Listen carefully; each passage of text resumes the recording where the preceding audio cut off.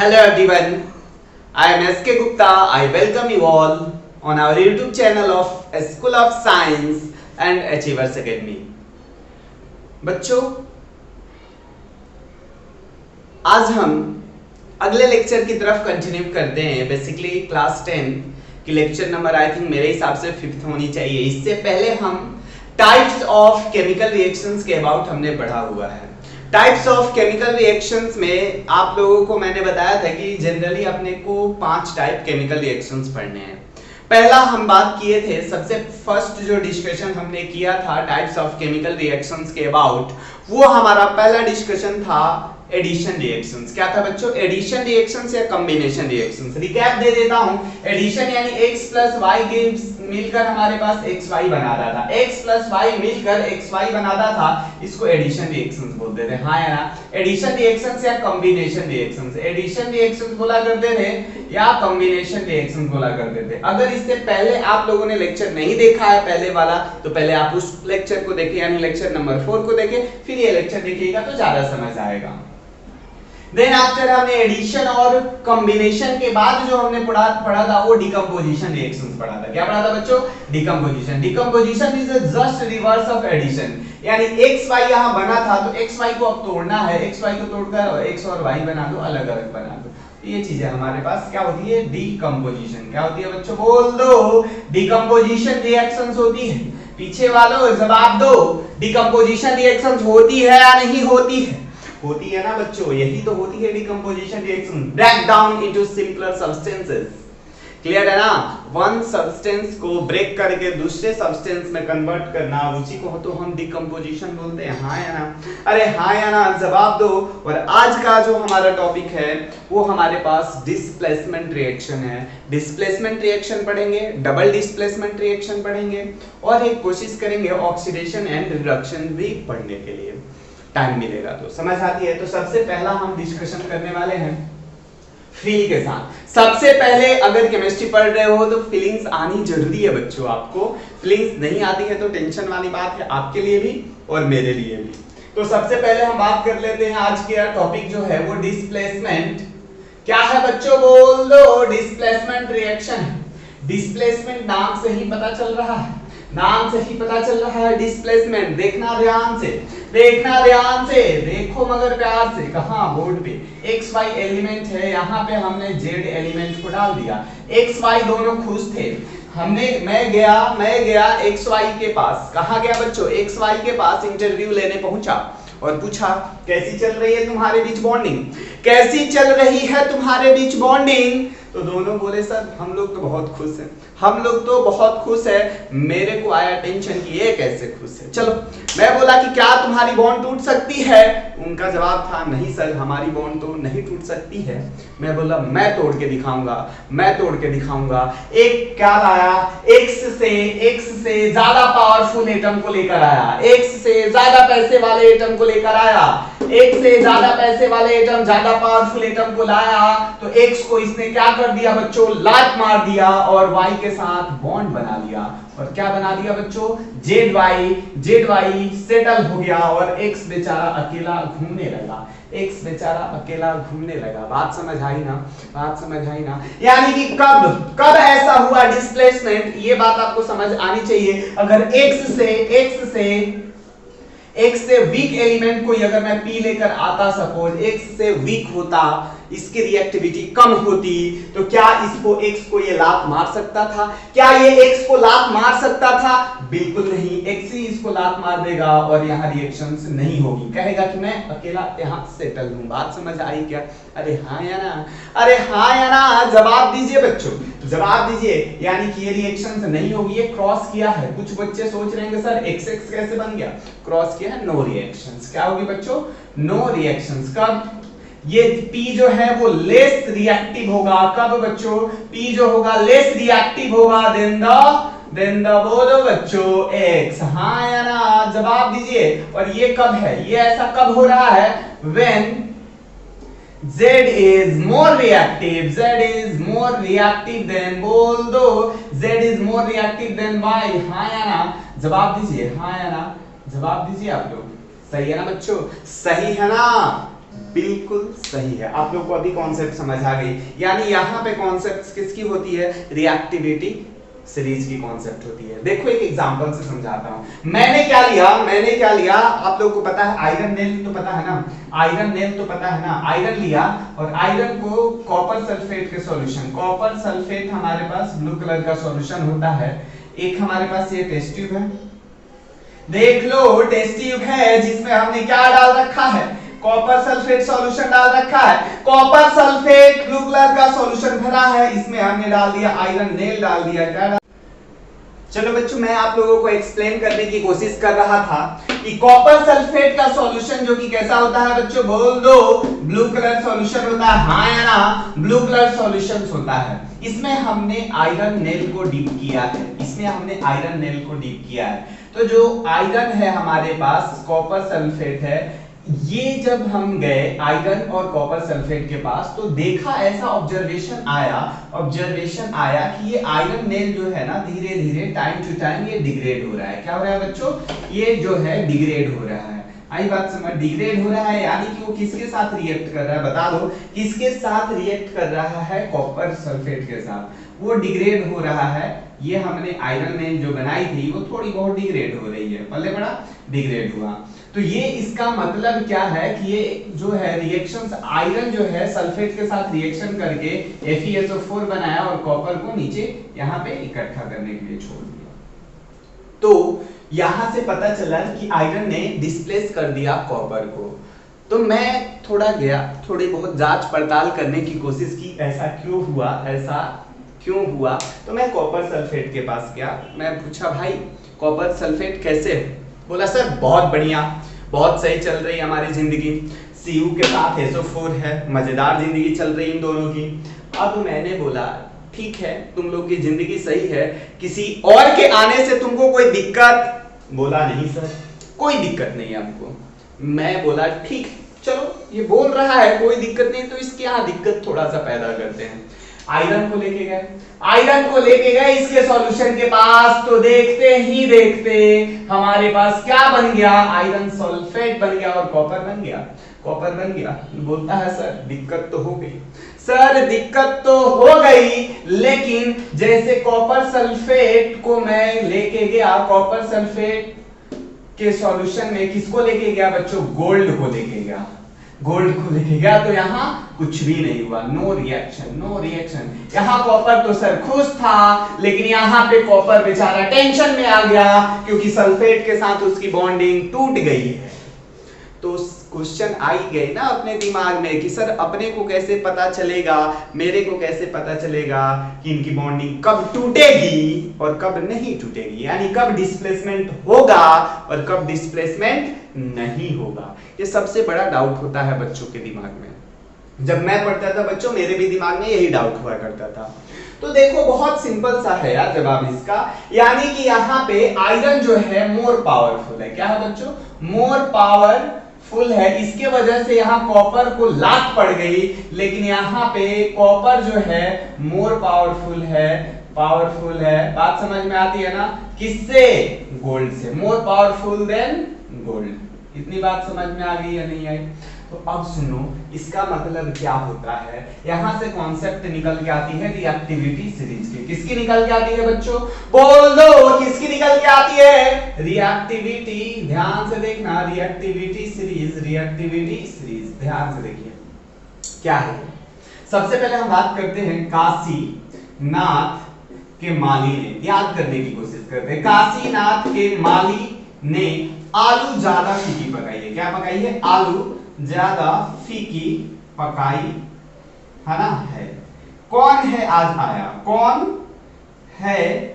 आज आया, याद रहेगा बच्चों, काशीनाथ के माली ने आलू ज्यादा फीकी पकाई है, कौन है, आज आया।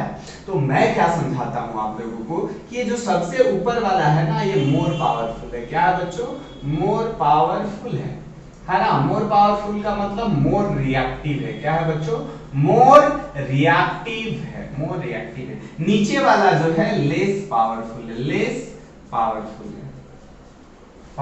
है, यानी कि लो रिएक्टिव है। ये किसी को लात नहीं मार सकता, इसको लात पड़ सकती है लेकिन ये किसी को लात नहीं मार सकता। नीचे जाने पे रिएक्टिविटी जो है, नीचे जाने पे बच्चों रिएक्टिविटी है वो है डिक्रीज हो रही है। क्या हो रही है बच्चों? बोल दो क्या हो रही है? रिएक्टिविटी नीचे जाने पे डिक्रीज हो रही है। इतनी कहानी आपको समझ में आती है क्या? अरे बोलो आती है क्या? अगर इतनी कहानी समझ में आती है तो कुछ एग्जांपल्स हम देखते हैं। क्या देखते हैं बच्चों? बोल दो। कुछ एग्जांपल्स देखते हैं। बहुत प्यारा प्यारा एग्जांपल है, समझने की कोशिश करते हैं। ठीक है, सबसे पहले हमने एग्जांपल्स लिया, यही वाला एग्जांपल लिया था कि Fe प्लस CuSO4। देख के अब बता दो कि क्या Fe लात मार सकता है कॉपर को? Fe क्या लात मार सकता है कॉपर को? हाँ सर, Fe ऊपर है कॉपर नीचे है, यानी Fe जो है वो मोर पावरफुल है किससे? कॉपर से। तो कॉपर को लात पड़ गई और क्या बना? FeSO4 प्लस Cu बना। इसको हम डिस्प्लेसमेंट बोलते हैं। इसने, आयरन ने कॉपर को क्या कर दिया? डिस्प्लेस कर दिया, लात मार दिया। तो इस रिएक्शन को हम डिस्प्लेसमेंट रिएक्शन बोलते हैं। क्या बोलते हैं बच्चों? Displacement reactions. आई बात समझ गया? बहुत आसान है, बहुत ही ज्यादा आसान है। अरे है क्या आसान? दूसरा एग्जांपल, जिंक जो है, जिंक को इस बार लेके गया कॉपर सल्फेट के पास, तो क्या बता दो? जिंक को लेके गया कॉपर सल्फेट के पास, तो क्या बता दो? डिस्प्लेसमेंट होगा। क्या डिस्प्लेसमेंट होगा? जिंक देखो, जिंक यहां है, कॉपर यहां है, बिल्कुल सर, जिंक तो डिस्प्लेस कर ही सकता है कॉपर को, और क्या बना लेगा ये? Zinc sulphate plus of copper बना लेगा। आई बात समझ? तीसरा हमने एग्जांपल लिया, सर सिल्वर को ले गए कॉपर सल्फेट के पास, सिल्वर को कॉपर सल्फेट के पास लेके गए, क्या ये रिएक्शंस होगी? देखो सिल्वर, कॉपर यहां है, सिल्वर यहां है, सिल्वर इस बार लेस रिएक्टिव है, लेस रिएक्टिव है, less reactive than the copper, less reactive than the copper. तो क्या ये रिएक्शंस होगी? नहीं, नो रिएक्शंस। कॉपर लात मार के भगा देगा सिल्वर को। चौथा reactions Mg plus copper sulphate, बता दो क्या ये डिस्प्लेसमेंट रिएक्शन होगी? Mg प्लस कॉपर सल्फेट, क्या ये रिएक्शन होगी? सोच के बताइए। बिल्कुल सर, Mg यहाँ पे है, कॉपर यहाँ है, होगी रिएक्शंस। क्या बनेगा बच्चों? MgSO4 बनेगा और कॉपर बनेगा। पल्ले पड़ा क्या?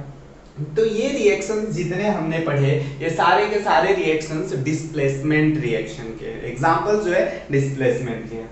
छाप डालिए, छाप डालिए आप लोग फटाफट, छाप डालिए। कुछ और एग्जांपल्स की तरफ हम बढ़ते हैं।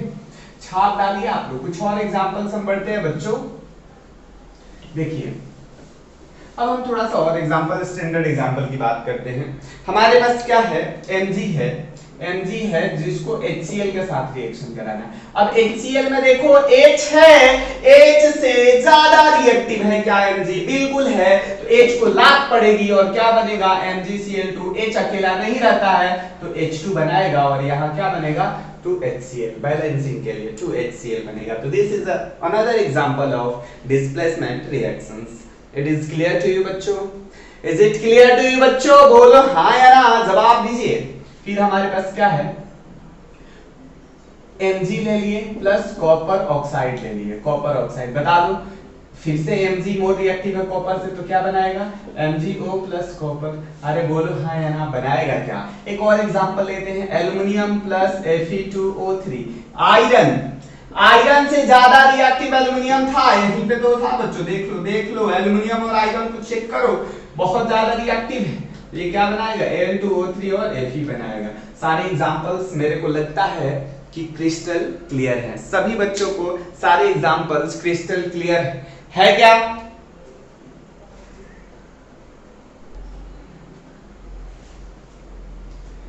चलिए बच्चों, अब हम बात करने वाले हैं डबल डिस्प्लेसमेंट रिएक्शन के बारे में। अभी तक हम डिस्कस कर रहे थे डिस्प्लेसमेंट रिएक्शन, उसका एग्जांपल्स भी हमने आपको कराया, बहुत अच्छे से कराया। एनसीईआरटी का भी क्वेश्चन हम डिस्कस करेंगे, टेंशन आप नहीं लीजिए, बिल्कुल आपको टेंशन नहीं लेना है जब तक मैं जिंदा हूं। सही, ध्यान से देखिए। डबल डिस्प्लेसमेंट की जब हम बात करते हैं तो बहुत आसान कहानी है। यहाँ हम कॉन्सेप्ट यूज करेंगे शादी वाला। कौन सा बच्चों? शादी वाला कॉन्सेप्ट यूज करेंगे। शादी वाला कॉन्सेप्ट क्या है? लड़का लड़की की शादी होती है, क्या कभी आपने सुना लड़का लड़के की शादी हो? बिल्कुल नहीं, लड़के लड़की का शादी कराना है। लड़के लड़की का शादी कराने का मतलब कि हमारे पास जो भी कंपाउंड होता है, क्या होता है बच्चों? जो भी कंपाउंड बना होता है दो पार्ट से बना होता है, एक पॉजिटिव पार्ट होता है और दूसरा निगेटिव पार्ट होता है। दो पार्ट होता है। पॉजिटिव पार्ट को हम केटायन बोलते हैं, केटायन, और निगेटिव पार्ट को एनायन बोलते हैं। सही है? दो चीज से मिलकर बना होता है कोई भी कंपाउंड। एग्जांपल के तौर पे मैं आपको बता दूं, जैसे NaCl, NaCl जो Na है वो पॉजिटिव होता है और Cl माइनस होता है या नहीं होता है? तो ये हमारे पास केटायन हुआ और ये हमारे पास एनायन हुआ। तो हम मान लेंगे कि ये लड़का है और ये लड़की है, तो ज्यादा मजा आएगा। शादी कराना है अपने को, सही है, कराना है, बनाना है ना बच्चों कंपाउंड, तो करा देंगे शादी, टेंशन लेने की जरूरत नहीं है। अब देखो क्या हुआ, पहले ये चीज तो आपको समझ आए। अब इसमें हम आगे की तरफ थोड़ी सी बात आपको बताते हैं कि ये डबल डिस्प्लेसमेंट में होता क्या है। जैसे मेरे पास U और V अलग कंपाउंड बनाए थे, खुश थे ये दोनों, U और V अलग कंपाउंड बनाए थे, XY अलग कंपाउंड बनाए थे। इसमें बताओ पहला वाला केटायन है, दूसरा वाला एनायन है, यानी ये लड़का है लड़की है, लड़का है लड़की है। बात समझ आई क्या? हुआ क्या, ये दोनों खुश थे, ये भी दोनों खुश थे, लेकिन ये जब दोनों कपल्स पास में आए तो इनके बीच कोई अलग अलग फीलिंग्स आने लगी, यानी ये आपस में क्या करेंगे बता दो? एक्सचेंज करेंगे। कौन किससे करेगा? क्या बताओ? लड़का लड़का एक्सचेंज करेगा? नहीं, लड़की और लड़का एक्सचेंज करेंगे, यानी कि U के साथ कौन चला जाएगा? X जाएगा, और U के साथ Y जाएगा, और X के साथ कौन जाएगा बच्चों? V जाएगा। तो कंपाउंड क्या बनेगा? U के साथ Y बना, U के साथ Y बना, और बता दो बच्चों X के साथ क्या बना? V। देखना बच्चों, पहले यही कॉन्सेप्ट होगा, पहले लड़का होगा फिर लड़की, पहले लड़का होगा फिर लड़की। देखो पहले पॉजिटिव फिर निगेटिव, पॉजिटिव निगेटिव, आया नहीं आया डिस्प्लेसमेंट रिएक्शंस। जैसे एग्जांपल से समझाता हूं, एक और एग्जांपल लेता हूं, मजेदार एग्जांपल लेता हूं। जैसे कि बात करें हम लोग, जैसे बहुत सिंपल सा एग्जांपल, सिल्वर नाइट्रेट AgNO3, इसको हम सिल्वर नाइट्रेट बोलते हैं और इसको हम NaCl सोडियम क्लोराइड बोलते हैं। ये लड़का ये लड़की, ये लड़का ये लड़की, बात समझ आई? अब देखो Ag जो है किसके साथ भागेगा? Ag जो है किसके साथ भागेगा बच्चों, बोल दो? Cl के साथ। तो क्या बनाएगा ये? AgCl बनाएगा। और यहाँ पे क्या बनाएगा? Na किसके साथ? फिर ऑप्शन नहीं है इसके पास, NaNO3 बनाएगा। और अच्छी बात क्या है कि मैंने लिखा है कि जनरली डबल डिस्प्लेसमेंट रिएक्शन में क्या होता है कि एक प्रोडक्ट इनसॉल्युबल प्रेसिपिटेट्स बनाता है, यानी AgCl सॉलिड बनाएगा तो ये एक्वस बनाएगा, और AgCl सॉलिड बनेगा तो ये नीचे बैठ जाएगा, और नीचे बैठेगा तो इसकी प्रेसिपिटेट कैसी होगी? White PPT। कहने का मतलब क्या है कि हमारे पास एक बीकर में हमारे पास सिल्वर नाइट्रेट था, ध्यान से सुनिएगा, एक बीकर में ये सिल्वर नाइट्रेट था, दूसरे में हमारे पास NaCl था। क्या था बच्चों? NaCl का सॉल्यूशन था, NaCl का पानी के साथ सॉल्यूशन था। हमने इसमें से ये डालने की कोशिश की, तो डालने की जैसे कोशिश करूंगा तो ये क्या बनेगा? नीचे में व्हाइट सा प्रेसिपिटेट इकट्ठा होगा। ये व्हाइट सा प्रेसिपिटेट किसका होगा बच्चों? व्हाइट PPT बनेगा, और ये व्हाइट PPT किसका होगा? सिल्वर क्लोराइड का, AgCl का होगा। आई बात समझ क्या? डबल डिस्प्लेसमेंट समझ आया नहीं आया? जस्ट आपको शादी करानी है केटायन के एनायन के साथ, हाँ या ना? अरे हाँ या ना, जवाब दे दो बच्चों, जवाब दे दो। क्लियर है क्या? दूसरा एग्जांपल लेते हैं। पहला एग्जांपल क्लियर होगा, सेकंड एग्जांपल पे आते हैं। इसमें तो सोचना ही नहीं है बच्चों, बिल्कुल नहीं सोचना है, देखेंगे बस, थोड़ा सा दिमाग आपको लगाना है। बेरियम क्लोराइड है और सोडियम सल्फेट है, ध्यान से देखेंगे, barium chloride sodium sulphate. Barium में Ba है, Ba पे चार्ज क्या होता है बच्चों? Ba की वैलेंसी 2 होती है। इधर सल्फेट है, सल्फेट की वैलेंसी भी 2। क्या बनेगा कंपाउंड? 1:1 रेशियो, BaSO4 बनेगा। प्लस बता दो सोडियम है, सोडियम किसके साथ जाएगा बच्चों? Cl के साथ। सोडियम की वैलेंसी 1, Cl की वैलेंसी 1। बता दो कंपाउंड क्या बनेगा? और बनेगा आपके पास NaCl बनेगा। ये हमारे पास सॉलिड होता है और इसकी वंस अगेन प्रेसिपिटेट कैसी होती है बच्चों? व्हाइट PPT बनती है। बेरियम सल्फेट बोलते हैं। क्या बोलते हैं बच्चों? बोल दो। बेरियम सल्फेट बोलते हैं। एक और एग्जांपल लेते हैं। दूसरा एग्जांपल छाप डालिए आप लोग। कॉपर, मैं किसका लेता हूं example? Copper sulphate plus hydrogen sulphide H2S। अब यहां क्या हुआ? वही कहानी है फिर से आपके पास, वही कहानी आपके पास आ गई कि ये हमारे पास केटायन है, ये किसके साथ जाएगा बता दीजिए। अरे बता ही दीजिए, आपको ही बताना है।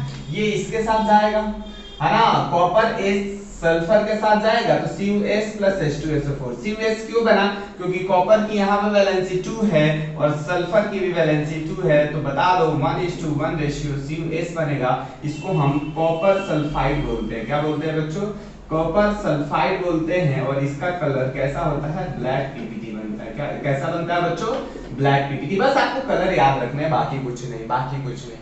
सही, आपको देखकर जज करना होता है कि रिएक्शन डबल डिस्प्लेसमेंट है क्या।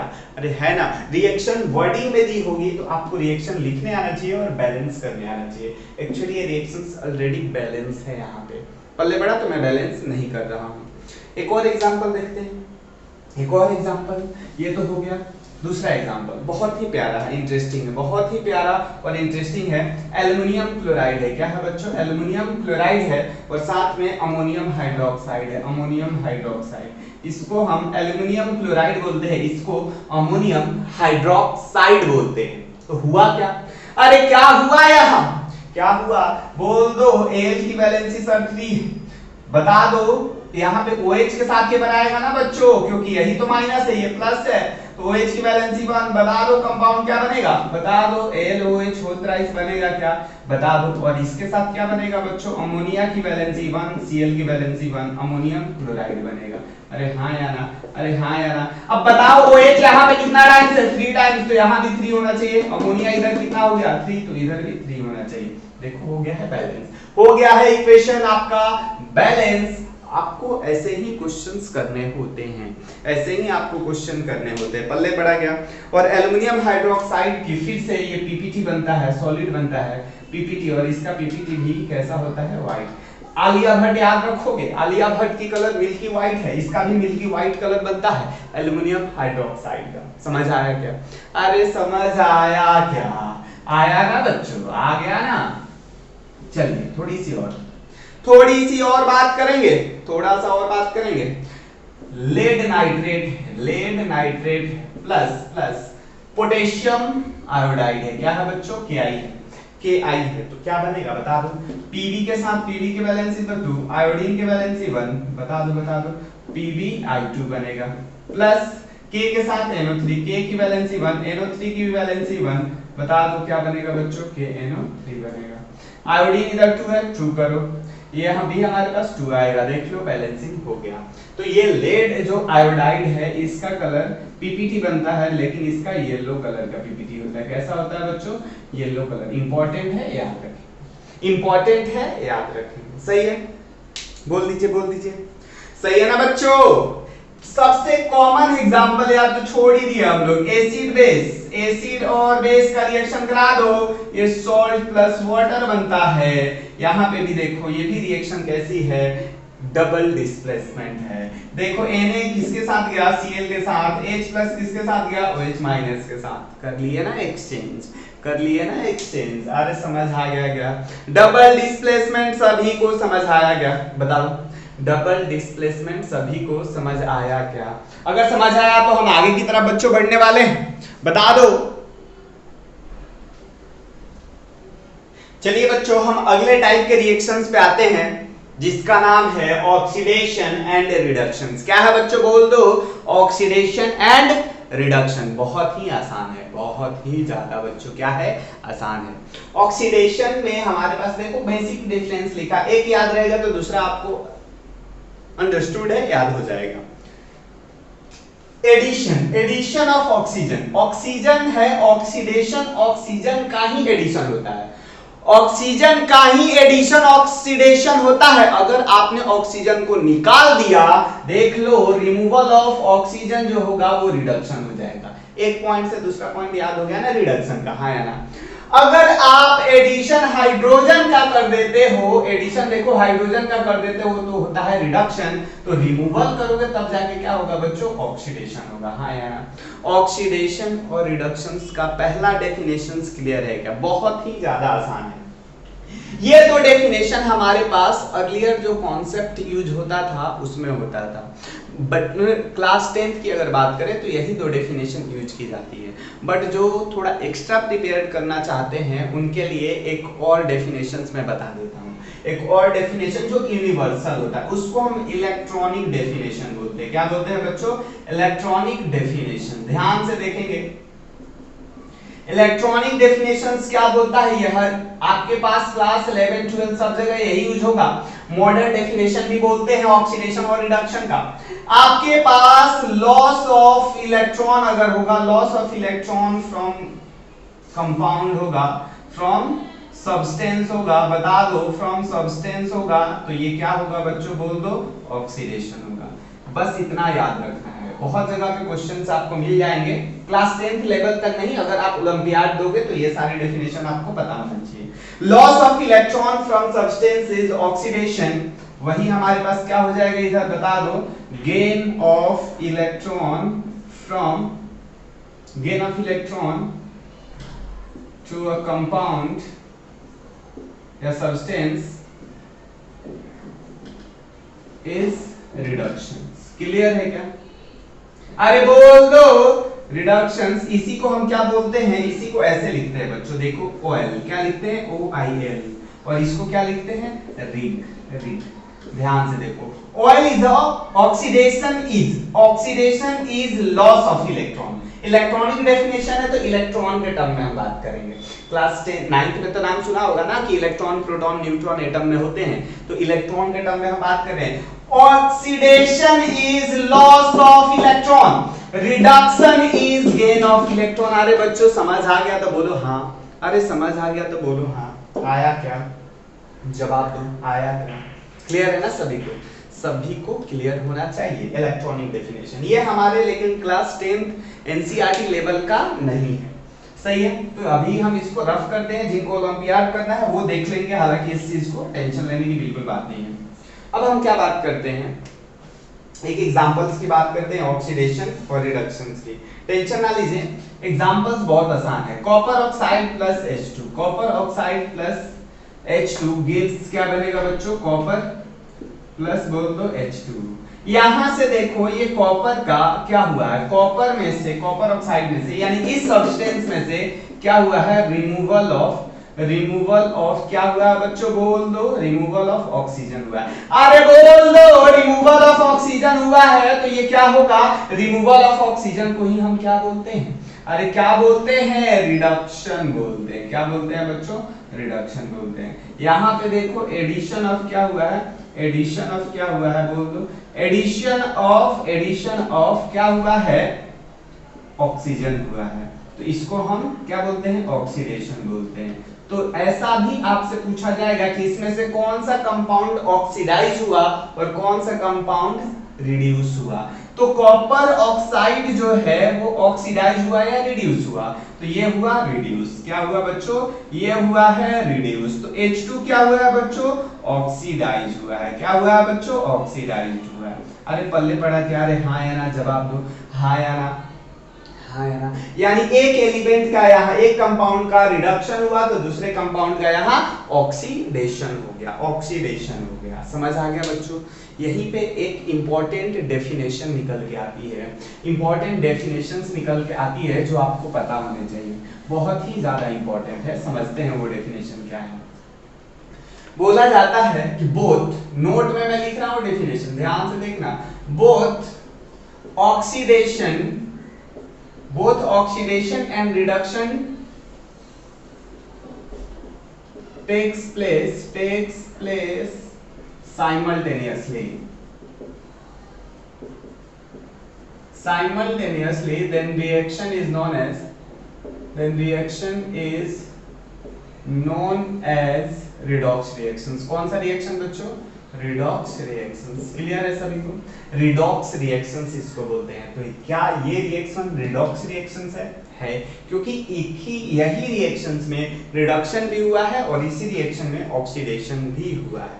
अरे समझ में आ गया सभी को? अरे बोल दो, सभी को समझ आया क्या? हाँ या ना? तो एक और एग्जांपल, PbO + C गिव्स हमारे पास Pb + CO बना है।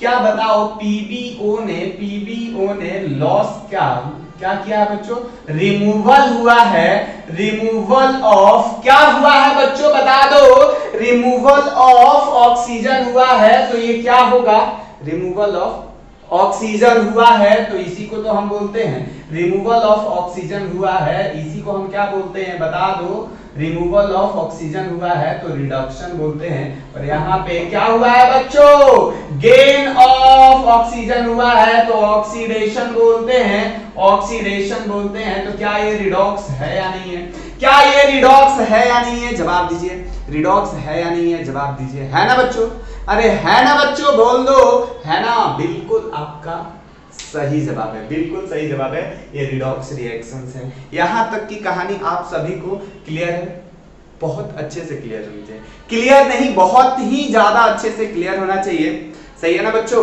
तो आज के लिए हम इतना ही रखते हैं, मिलते हैं आप लोगों से अगली क्लास में कुछ नए क्वेश्चन के साथ और कुछ नए कॉन्सेप्ट्स के साथ। तब तक आप अपना ध्यान रखिए और पढ़ाई बहुत ही अच्छे से करिए, एनसीईआरटी का भी क्वेश्चन करने की कोशिश करिए, साथ में टेक्स्ट बुक भी पढ़ने की ट्राई करिए। थैंक यू बच्चों, मिलते हैं आप लोगों से अगली क्लास में।